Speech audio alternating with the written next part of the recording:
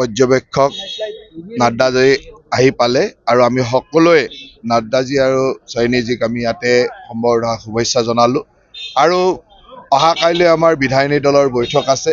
প্ৰথম বিজেপি বিধায়িনী দলৰ বৈঠক, তাৰপিছত NDA বিধায়িনী দলৰ বৈঠক হ'ব আৰু এই বৈঠকতে আমাৰ নেতা নিৰ্বাচন হ'ব আৰু নেতা নিৰ্বাচনৰ পিছতে অহা 12 তাৰিখে আমাৰ নতুন মুখ্যমন্ত্ৰী ডাঙৰীয়াই শপত গ্ৰহণ কৰিব। গতিকে আমাৰ কাৰণে এটা আনন্দৰ দিন, গৌৰৱৰ দিন। অসমৰ ৰাইজে ভাৰতীয় জনতা পাৰ্টীৰ নেতৃত্বাধীন ৰাষ্ট্ৰীয় গণতান্ত্ৰিক মৰ্চাক ইমান বিশাল হাৰত মৰম কৰিছে। গতিকে এই মৰমৰ আচল ফলটো, চৰকাৰখন গঠন কৰাৰ ফলটো আমি অহা 12 তাৰিখলৈকে পাম। নতুন আশা সকলোৰে কাৰণে নতুন আশা থাকে। নতুন নিৰ্বাচন হৈ যোৱাৰ পিছত বিভিন্নজন জিকি আহিছে, নতুন মানুহ জিকি আহিছে, গতিকে আশা থাকে।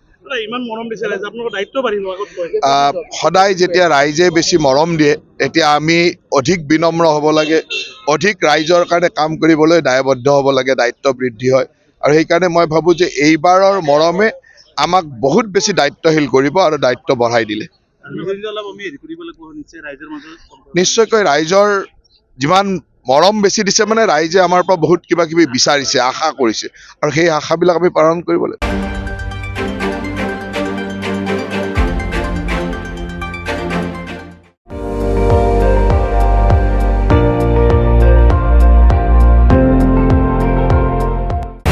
আপুনি চাই আছে ND24, সৰ্বশ্ৰেষ্ঠ নহয় সৰ্বোত্তমৰ দৌৰ।